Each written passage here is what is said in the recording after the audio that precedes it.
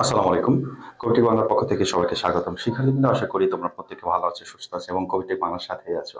তোমরা যারা 2024 সালে নবম শ্রেণীতে পরীক্ষা দিচ্ছ, সমাপনী পরীক্ষা, ইতিমধ্যে 2টি পরীক্ষা অলরেডি শেষ হয়ে গেছে।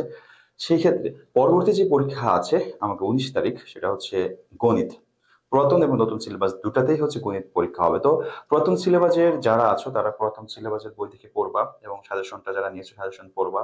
আর নতুন সিলেবাসে যারা 2024 সেশনে তোমরা যারা আছো, তোমরা জানো 2024 সেশনের যেই পরীক্ষা আছে সেখানে আমাদের টোটাল থাকবে হচ্ছে 4টা বিভাগ: ক বিভাগ, খ বিভাগ এবং ঘ বিভাগ। ক বিভাগে থাকবে 10টি প্রশ্ন, সেখানে অ্যান্সার করতে হবে 7টা। এক একটা প্রশ্নের মার্ক হচ্ছে 4 করে, 4 সাথে 28 মার্ক। এবং খ বিভাগে 4টা অ্যান্সার করতে হবে, 6টা থাকবে, 4টা অ্যান্সার করতে হবে, 4 4 16 মার্ক। গ বিভাগে হচ্ছে 3টি থাকবে, 2টো অ্যান্সার করতে হবে 8 মার্ক। এবং ঘ বিভাগে 3টি থাকবে, 2টো অ্যান্সার করতে হবে 8 মার্ক। এ হচ্ছে তোমাদের 4টা বিভাগ গণিতের। শিক্ষার্থীবৃন্দ, আজকে আমি ঘ বিভাগের যেটা একটা অধ্যায় থেকে তুমি টোটাল 8 মার্কের অ্যান্সার করতে পারবা সেটা নিয়ে একটু আলোচনা করব। তো পুরোটা সময় সাথে থাকবে। আর যারা এই মাত্র আমার চ্যানেলে জয়েন করেছে, অবশ্যই চ্যানেলটিকে সাবস্ক্রাইব করে বেল আইকনটি অন করবে। শিক্ষার্থীবৃন্দ, এখন আমি যে বিষয়টা তোমাদেরকে দেখাতে যাচ্ছি, ঘ বিভাগটা হচ্ছে বিস্তার পরিমাপ।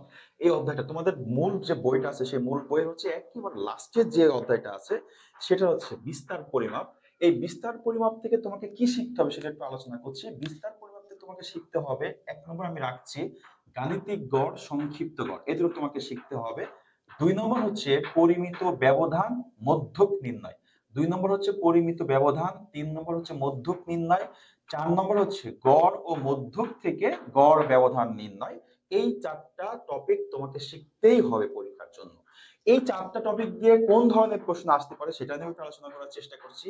এটা হচ্ছে 4 নম্বর, মানে হচ্ছে গড় ও মধ্যক থেকে তুমি ব্যবধান নির্ণয় করবা, সেটা নিয়ে একটু আলোচনা করছি। হ্যাঁ, তো গড় ও মধ্যক থেকে ব্যবধান নির্ণয় করার জন্য এরকম একটা সারণী থাকতে পারে। সেই সারণীতে হচ্ছে এখানে আমরা দেখতে পাচ্ছি এক্স এবং ওয়াই এর মান দেওয়া আছে। এখান থেকে আমাদের যেমন এক্স এর মানগুলো হচ্ছে এটা, ওয়াই এর মান হচ্ছে এটা, সরি এফ এর মান হচ্ছে এটা, এরকম একটা সারণী থাকতে পারে। সেই সারণী থেকে তোমার গড় ও মধ্যক নির্ণয় করতে হবে। যেটা বলছিলাম সেটা হচ্ছে গড় ও মধ্যক থেকে গড় ব্যবধান নির্ণয় এরকম সারণী হইতে পারে, এরকম সারণীও হইতে পারে। আমি আবার তোমাদের জন্য এটা মোস্ট ইম্পর্টেন্ট আমার কাছে মনে হয়েছে যে গড় ব্যবধান ও পরিমিত ব্যবধান নির্ণয় করতে হবে, অথবা গড় ব্যবধান পরিমিত ব্যবধানের তুলনা করো, এরকম প্রশ্ন আসতে পারে। তার মানে এরকম একটা সারণী থেকে তোমার গড় ব্যবধান নির্ণয় করা শিখতে হবে, পরিমিত ব্যবধান নির্ণয় করা শিখতে হবে। তাছাড়া আমরা যদি দেখি গড় ও মধ্যক থেকে গড় ব্যবধান নির্ণয়, এরকম কিন্তু তথ্য সারণীও থাকতে পারে, মানে সংখ্যা দিয়ে 10, 15 এরকম দিয়েও কিন্তু তোমার আসতে পারে গড় মধ্যক থেকে গড় ব্যবধান নির্ণয় করা। আরেকটা অঙ্ক তোমাকে শিখতে হবে, দেখো এটা হচ্ছে তুমি এই যে অঙ্কগুলো যখন করবা, ওই অঙ্কগুলো করার জন্য তোমার এই নিয়ম কিন্তু শিখতে হবে। সেটা কি? মধ্য গাণিতিক গড়। গাণিতিক গড়ের আরেকটা আমরা গড় বের করার একটা নিয়ম শিখবো, সেটা হচ্ছে সংক্ষিপ্ত পদ্ধতিতে গড় বের করা। তো এরকম একটা সারণী থেকে তোমাকে শিখতে হবে মধ্য গাণিতিক গড় ও সংক্ষিপ্ত গড় নির্ণয়। যদি এই টপিকগুলো, এই নিয়মগুলো তুমি শিখতে পারো, তাহলে এখান থেকে যে 3টা প্রশ্ন আসবে 3টাই তুমি অ্যান্সার করতে পারবা। শিক্ষার্থী কিন্তু এবছর যে বিস্তার পরিমাপ যে অধ্যায়টা আছে সেই অধ্যায় থেকে 3টি প্রশ্ন আসবে, 2টি অ্যান্সার করতে হবে।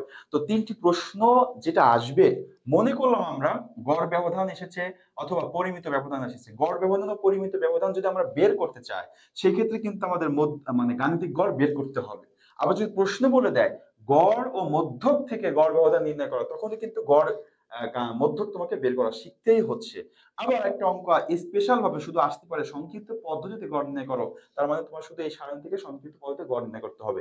এই অধ্যায় রিলেটেড সংক্ষিপ্ত গড় নির্ণয় করা, গড় ব্যবধান, পরিমিত ব্যবধান নির্ণয় করার পদ্ধতি আমি আমার ইউটিউব চ্যানেলে কিছুদিন আগে তোমাদেরকে দিয়েছি, তোমরা ওটা দেখবা। এর পরবর্তীতেও কোন একটা ভিডিওতে আমি পরীক্ষার আগে গড় ব্যবধান আর পরিমিত ব্যবধান একটু কিভাবে বের করতে হয় সেই সঠিক নিয়মটা তোমাদেরকে দেখে দিব।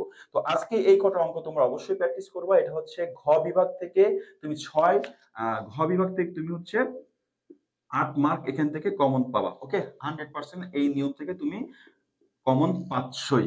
ওকে শিক্ষার্থীবৃন্দ, তো এই হচ্ছে আজকের তোমাদের জন্য ঘ বিভাগ থেকে কিছু কথা বললাম 8 মার্ক নিয়ে। পরবর্তীতে আর যে অন্য অধ্যায় আছে সেই অধ্যায়ের কথা বলবো, বা বিভাগ আছে সেই বিভাগ নিয়ে একটা একটা ধাপে ধাপে তোমাদের মাঝে উপস্থিত হবো। সে পর্যন্ত ভালো থাকবে, সুস্থ থাকবে, কবিটি বাংলার সাথেই থাকবে। যদি ভিডিওটি ভালো লাগে থাকে অবশ্যই একটি লাইক করবে, কোনো প্রশ্ন থাকলে কমেন্টের মাধ্যমে জানাবে। আল্লাহ হাফেজ।